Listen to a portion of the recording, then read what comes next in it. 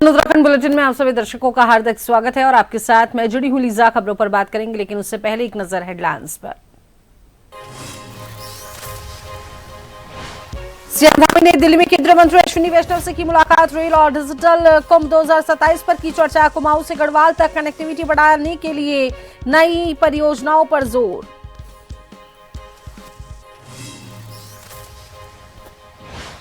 चंपावत की सभी तहसीलों में राजस्व लोक अदालत का सफल आयोजन। आपसी सुलह से त्वरित निस्तारण पर जोर। 80 से अधिक राजस्व वादों पर सुनवाई।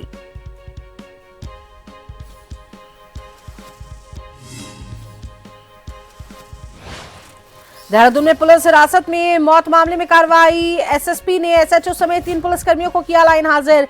निष्पक्ष जांच के लिए मजिस्ट्रेट जांच के आदेश।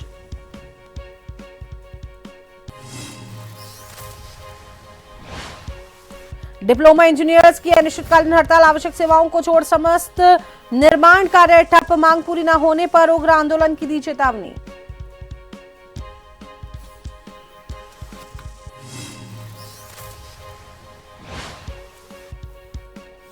देवभूमि में पर्वतीय क्षेत्रों में बारिश बर्फबारी के आसार। कई जिलों में येलो अलर्ट। 40 से 50 किलोमीटर प्रति घंटे की रफ्तार से चलेंगी हवाएं।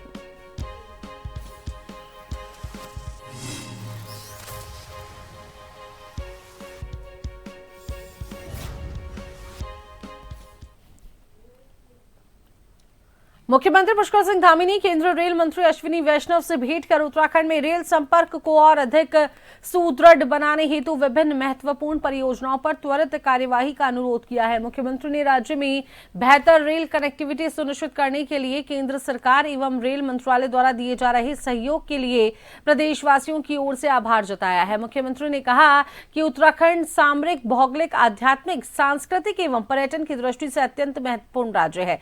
उन्होंने दिल्ली से मेरठ के बीच आरआरटीएस के सफल संचालन का उल्लेख करते हुए कहा कि इससे लोगों को समय एवं ईंधन की बचत के साथ सुगम यात्रा का अनुभव मिल रहा है। मुख्यमंत्री ने हरिद्वार, ऋषिकेश, चारधाम एवं अन्य पर्यटन स्थलों पर बढ़ते यातायात दबाव का उल्लेख करते हुए मेरठ से हरिद्वार एवं ऋषिकेश तक आरआरटीएस के विस्तार की आवश्यकता पर बल दिया और इस दिशा में शीघ्र कार्यवाही का अनुरोध उन्होंने किया है। केंद्रीय मंत्री अश्विनी वैष्णव ने मुख्यमंत्री पुष्कर सिंह धामी द्वारा प्रस्तुत प्रस्तावों पर सकारात्मक कार्यवाही का आश्वासन दिया।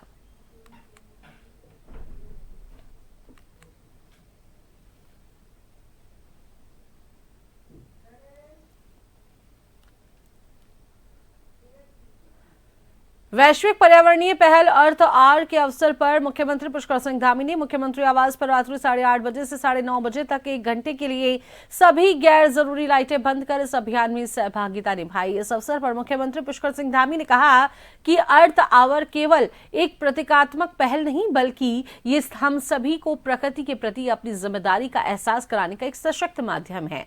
उन्होंने कहा कि ऊर्जा संरक्षण, पर्यावरण संतुलन और प्राकृतिक संसाधनों के संरक्षण के लिए सामूहिक प्रयास अत्यंत आवश्यक है। मुख्यमंत्री धामी ने प्रदेशवासियों से अपील की है कि वे इस प्रकार के अभियानों में सक्रिय भागीदारी निभाएं और दैनिक जीवन में ऊर्जा बचत को अपनी आदत बनाएं। उन्होंने कहा कि छोटे छोटे प्रयास ही बड़े बदलाव का आधार बनते हैं, जो आने वाले पीढ़ियों के सुरक्षित और स्वच्छ भविष्य को सुनिश्चित करते हैं।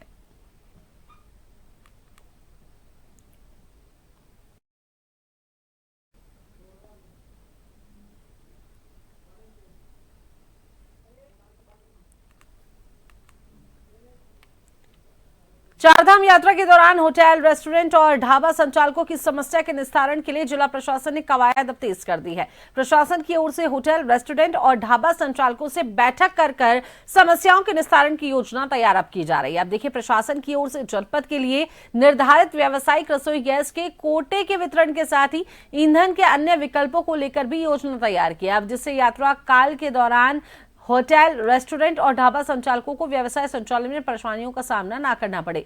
जिलाधिकारी गौरव कुमार ने चारधाम यात्रा की तैयारियों के तहत जिला पूर्ति विभाग, पर्यटन और तहसील के अधिकारियों की बैठक ली और इस दौरान अधिकारियों से होटल, रेस्टोरेंट और ढाबों के सुचारू संचालन में आने वाली संभावित परेशानियों की जानकारी ली।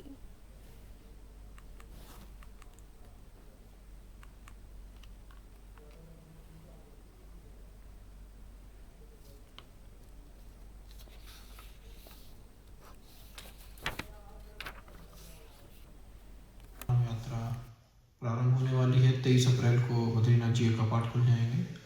और अभी जो वैश्विक संकट चल रहा है उसके दृष्टिगत सभी होटल व्यवसायियों के साथ एक बैठक की गई, उनके इश्यूज़ को जाना गया। जो हमको सप्लाई प्राप्त हो रही है भी कमर्शियल, उसको कैसे हम रैशनलाइज करके दे सकें ताकि लोगों का काम चल सके। साथ ही वैकल्पिक ऊर्जा की स्रोत पर भी विचार किया गया, जिसमें पेट्रोल या लकड़ी, कोयला, इन सब पर भी बात की। जसपुर नगर पालिका परिषद की बजट बोर्ड बैठक पालिका सभागार में संपन्न हुई। अनुमोदन के बाद कई प्रस्तावों पर मोहर लगी है। बोर्ड बैठक जो थी, बोर्ड बजट बैठक में वर्ष 2026-27 वार्षिक बजट के अनुमोदन पर विचार विमर्श किया गया और बोर्ड बैठक में 37 करोड़ 95 लाख का बजट पास किया गया। जिन ठेकेदारों के जो रजिस्ट्रेशन हो रखे थे उनकी 31 मार्च को अवधि समाप्त हो जाएगी और उन्हें पुनः पंजीकरण कराना होगा। बोर्ड बैठक में पालिका अध्यक्ष नौशाद सम्राट, जसपुर विधायक आदेश सिंह चौहान, अधिशासी अधिकारी उदयवीर सिंह व समस्त पालिका सभासद मौजूद रहे।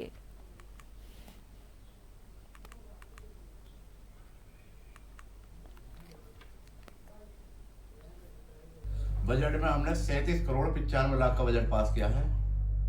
इसके अलावा एक हमारा जो जसपुर में 13 बाजारी का ठेका जो नगर पालिका खुद उगाती थी, उसे भी हम बोर्ड मीटिंग में लाए हैं। उसका अगले महीने हम 13 बाजारी का ठेका करेंगे। उसके अलावा जो हमारे ठेकेदारों के रजिस्ट्रेशन थे वो 31 तारीख में ख़त्म हो रहे थे। एक बोर्ड मीटिंग में उसे पास करा हमने, और जो उसके और भी 2-3 मुद्दे थे उन्हें भी पास करा हमने बोर्ड मीटिंग में। सबसे अहम मुद्दा जो था हमारा बजट को लेकर था, 37 करोड़ 95 लाख का बजट पास करा हमने।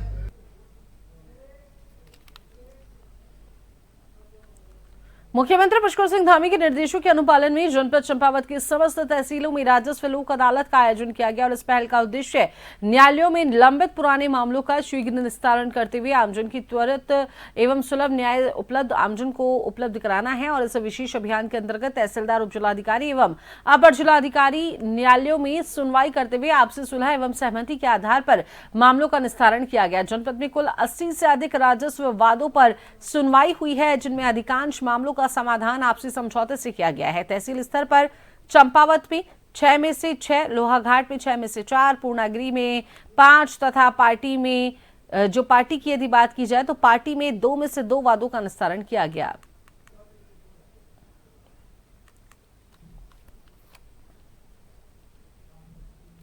सभी विदित है, माननीय मुख्यमंत्री जी के द्वारा दिनांक 28 मार्च को राजस्व लोक अदालत लगाए जाने के निर्देश प्रदान किए गए थे। उसके क्रम में आज सभी तहसीलों में हमारे यहाँ राजस्व लोक अदालत जो है आज लगाया गया है, जिसमें लगभग 100 से अधिक वाद जो है हम लोगों ने उनको सभी तहसीलों में तहसीलदार, एसडीएम मेरे द्वारा भी आज उसको देखा जाएगा। और प्रयास यही है कि ये आपसी सुलह और सहमति के आधार पर ज़्यादा से ज़्यादा वादों का निस्तारण कर दिया जाए।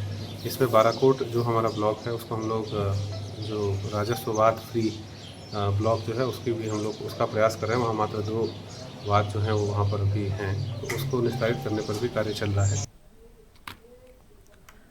उत्तराखंड महिला सशक्तिकरण एवं बाल विकास परियोजना मंत्री रेखा आर्या काशीपुर भाजपा जिला अध्यक्ष मनोज पाल के पैतृक गांव जसपुर विधानसभा क्षेत्र के ग्राम महुआ डावरा पहुंची हैं, जहां पर भाजपा जिला अध्यक्ष मनोज पाल की माता के निधन पर उन्होंने शोक व्यक्त किया। साथ ही परिवार को इस दुख की घड़ी में ढाढ़स बंधाते हुए मृतक की आत्मा की शांति के लिए परमात्मा से उन्होंने प्रार्थना की। जिला अध्यक्ष मनोज पाल के निवास स्थान पर लगातार भाजपा के दिग्गज नेताओं एवं मंत्रियों का आना जाना लगा हुआ है।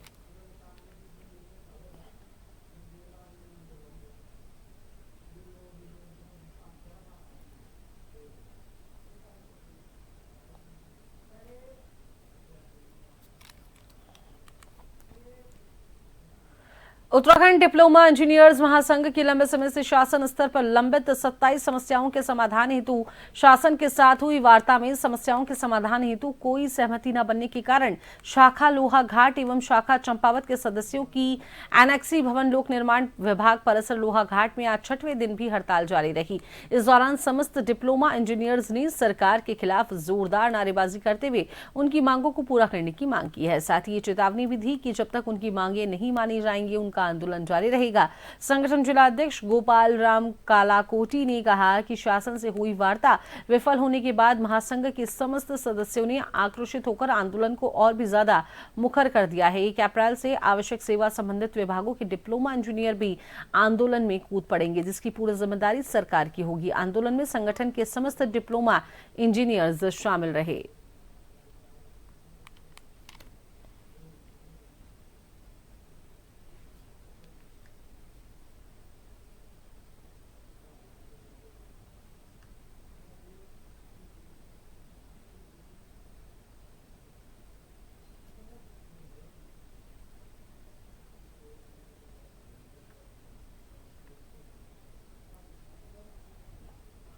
हमारे 27 सूत्री मांगों को लेकर धरना प्रदर्शन चल रहा है और आज हमारा 6 दिन का निश्चितकालीन जो हड़ताल चल रही है, जैसे कि 5400 ग्रेड पे 10 रोल 26 हमको लेना है। उरेरा में जो 2024 के जो कनिष्ठ अभियंता हैं उनको 4200 की जगह 4600 देना है।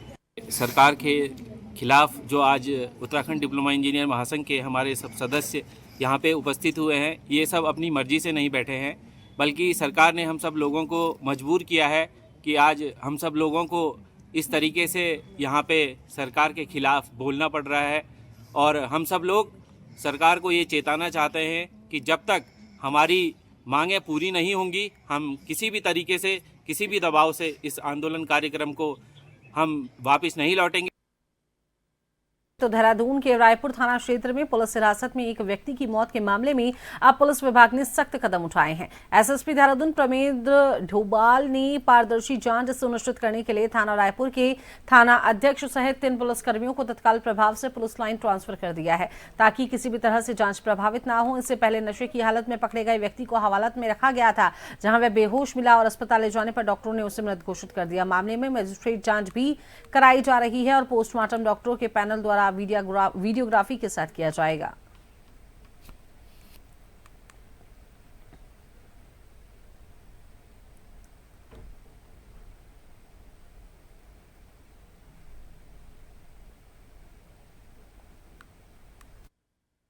थाना रायपुर की में हवालात में सुनील रतूड़ी की असामयिक मृत्यु के संबंध में सूचना हमें प्राप्त हुई थी। तत्काल पुलिस बल द्वारा उनको हॉस्पिटल भिजवाया गया, जहां पर डॉक्टरों द्वारा उन्हें मृत घोषित किया गया, क्योंकि काफ़ी गंभीर प्रवृत्ति का ये मामला है। इसलिए जो भी नेशनल ह्यूमन राइट कमीशन की ओर से जो गाइडलाइंस हैं उसका पूरी तरीके से पालन किया जा रहा है और उसमें हम ये सुनिश्चित करेंगे कि इस पूरे घटनाक्रम की जाँच जुडिशियल मजिस्ट्रेट या मजिस्ट्रेटी जांच इसमें की जानी चाहिए। इसके साथ ही जो डॉक्टरों के पैनल से इस पूरे जो इनके जो पीएम है वो भी किया जाना प्रस्तावित है।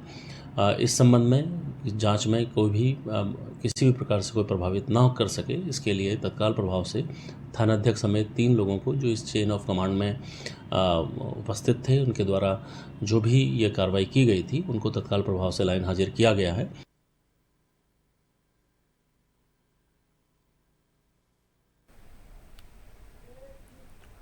उधम सिंह नगर जिले के नानकमत्ता से खबर है, जहां पुलिस की दबिश के दौरान एक बुजुर्ग महिला की मौत हो गई। महिला की मौत के बाद गुस्साए परिजनों ने शव को कोतवाली के गेट पर रखकर जोरदार प्रदर्शन किया और पुलिसकर्मियों पर गंभीर आरोप लगाए हैं। पूरा मामला नानकमत्ता के सिद्ध गांव का बताया जा रहा है। मिली जानकारी के अनुसार कुछ दिन पूर्व एक परिवार ने अपनी लड़की के लापता होने की सूचना पुलिस को दी थी। अब जांच में ये सामने आया कि गाँव का ही बंटी नाम का युवक लड़की को शादी का झांसा देकर अपने साथ ले गया था। हालांकि बाद में लड़की वापस अपने घर पर लौट आई। इस मामले में फरार चल रहे युवक बंटी की तलाश में बीते 28 तारीख को नानकमत्ता पुलिस उसके घर पर पहुंची थी। परिजनों का यह आरोप है कि जब पुलिस घर के भीतर पूछताछ कर रही थी, तभी बंटी की बुजुर्ग दादी के साथ धक्का मुक्की हुई। परिजनों का दावा है कि पुलिस के धक्के के कारण बुजुर्ग महिला गिर गई और उनके सिर पर गंभीर चोट लग गई, जिससे मौके पर ही उनकी मौत हो गई।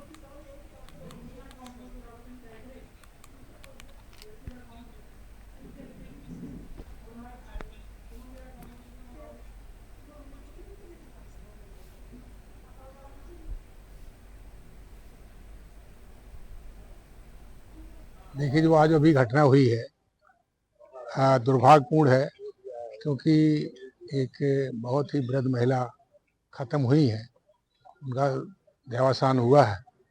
अभी तो देहावसान कैसे हुआ जांच का विषय है, कि मौके पे क्या परिस्थिति थी, क्या स्थिति थी और कैसे मृत्यु हुई है। जैसा कि कहा गया है कि हार्ट अटैक से हुई है या धक्का देने से हुई है। ये जांच का विषय, जांच होने के बाद ही पता चलेगा कि मृत्यु का कारण क्या है। पुलिस का कहना यह है कि हमको देख के वो अचानक बैठी, बाहर से आई और उसके बाद में जब मूवमेंट नहीं हुआ तो ये लोग गए, उनके परिवार वाले भी आ गए थे, फिर उनको हॉस्पिटल लेके गए। ये पहले ये लोग चैरिटेबल ले गए, हमारी पुलिस टीम सरकारी हॉस्पिटल पहुंचे थे, वहां ले गए तो उन्होंने हायर सेंटर रेफर किया।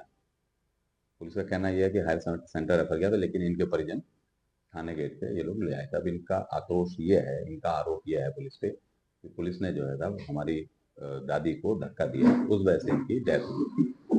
तो उसके बारे में हमने इनसे बात करी है और कहा है भाई आपके जो भी आरोप आपको लग रहा है वो आप हमें लिखित में दें, उसकी हम जांच करेंगे। रुड़की में देर रात गंग नहर किनारे एक बड़ा हादसा हो गया। बीच सड़क पर एक ट्रैक्टर ट्रॉली पलट गई। ये घटना कैबिनेट मंत्री प्रदीप बत्रा के कार्यालय के ठीक सामने हुई। हादसे में ट्रैक्टर चालक जो था गंभीर रूप से घायल हो गया, जिसे तुरंत अस्पताल में भर्ती कराया गया। सूचना मिलते ही पुलिस और सीपीयू की टीम मौके पर पहुंची। हालातों को जल्दी ही काबू में ले लिया गया।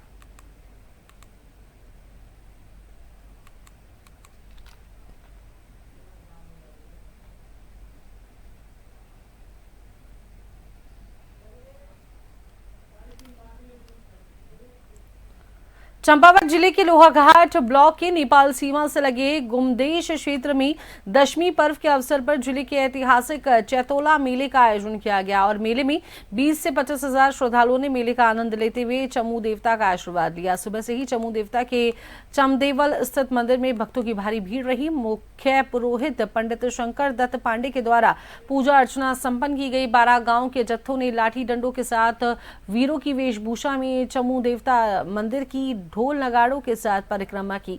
दोपहर बाद मडगांव से चमू देवता के धामी राहुल सिंह धामी देवरथ में सवार हुए। ढोल नगाड़ों की धमक के साथ भक्तों ने चमू देवता के जयकारों के साथ रस्सों के सहारे उबड़ खाबड़ पथरीले रास्तों से जमानीगढ़ चौपता होते हुए चमू देवता के रथ को चमू देवता मंदिर तक पहुंचाया और इस दौरान जगह जगह पर मातृशक्ति जो थी उनके द्वारा अक्षत व पुष्प की वर्षा की गई। मातृशक्ति के द्वारा पुष्प यहां पर उसकी वर्षा की गई और साथ ही देवरथ के पीछे महिलाएं वीर रस के गीत गाते हुए चल रही थी। मंदिर पहुंचने पर देवरथ ने मंदिर की परिक्रमा की। इस दौरान हजारों की संख्या में आए भक्तों ने चमू देवता का आशीर्वाद लिया।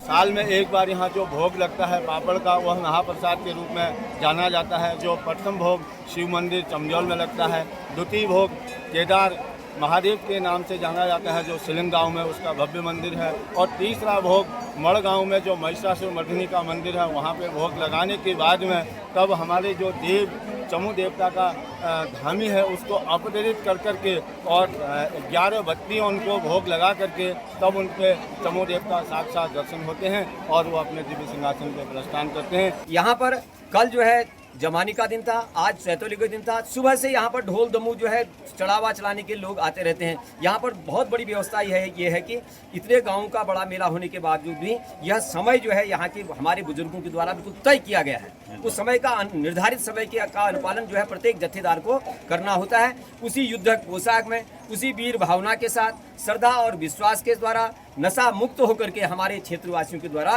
प्रतिवर्ष जो है इस चैतोले मेले को आयोजित किया जाता है। चौखाम बाबा मेले का जो है सर ढेर सारे इस क्षेत्र के लोगों को और समस्त जो हमारे बाहर भी लोग रहते हैं उनको ढेर सारी इस त्यौहार की बधाई दूंगा।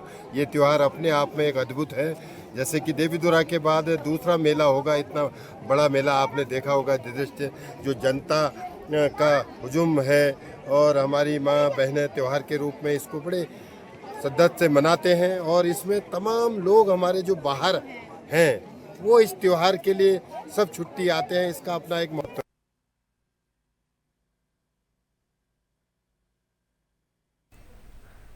उत्तराखंड की राजधानी देहरादून में कुत्ते के काटने के मामले अब बढ़ रहे हैं। हर रोज दर्जनों पीड़ित इलाज के लिए स्थानीय अस्पतालों में पहुंच रहे हैं। देखिए रिपोर्ट। उत्तराखंड की राजधानी देहरादून में कुत्ते के काटने के मामले बढ़ रहे हैं। हर रोज दर्जनों पीड़ित इलाज के लिए स्थानीय अस्पतालों में पहुंच रहे हैं। दून अस्पताल के डॉक्टरों का कहना है कि रोजाना 35 से 40 कुत्ते के काटने के मामले आ रहे हैं और पीड़ितों को टीका लगाया जा रहा है।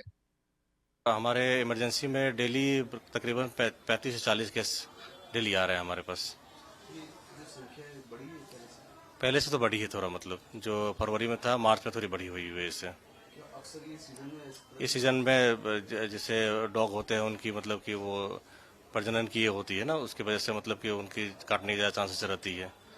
तो इस फरवरी मार्च महीने में थोड़ा ज़्यादा संख्या में आ रहे हैं डॉग बाइट के। लोगों का हमारे पास सारे इंजेक्शन अवेलेबल है और सबको इंजेक्शन लग रहा है। कुत्ते के काटने के मामलों में अचानक बढ़ोतरी ने स्वास्थ्य सेवा प्रणाली पर दबाव बढ़ा दिया है। अस्पताल अधिकारियों का कहना है कि पिछले 3 महीने से नियमित आपूर्ति में रुकावट के कारण वे स्थानीय स्तर पर एंटी रेबीज टीके प्राप्त कर रहे हैं। अभी पिछले 3 महीने से हम लोगों को, क्योंकि उसकी सप्लाई जो है वो स्टेट से डीजी स्तर से प्राप्त होती थी, लेकिन वो पिछले 3 महीने से सप्लाई जो है वो नहीं मिल पा रही है वहाँ से। तो डीजी स्तर से हमें निर्देश प्राप्त हुए थे कि हम अपने लेवल पे इसका परचेजिंग कर लें और उसके बाद अपने जो हमारे CSC PSC जहाँ पे हम सप्लाई करते हैं वहाँ पे सप्लाई करें। तो इसी क्रम में हमारे द्वारा जो हमारा बजट लिमिट है उसके अंतर्गत इसकी परचेजिंग की जा रही थी और अभी तक हमने वहाँ पे उनको अपने CSC PSC पे लगातार सप्लाई बना करके रखी है। अधिकारियों का कहना है कि समय पर टीकाकरण, आवारा कुत्तों का बेहतर प्रबंधन और वैक्सीन की निरंतर उपलब्धता संक्रमण को कम करने और जन सुरक्षा बेहतर बनाने में मददगार होंगे।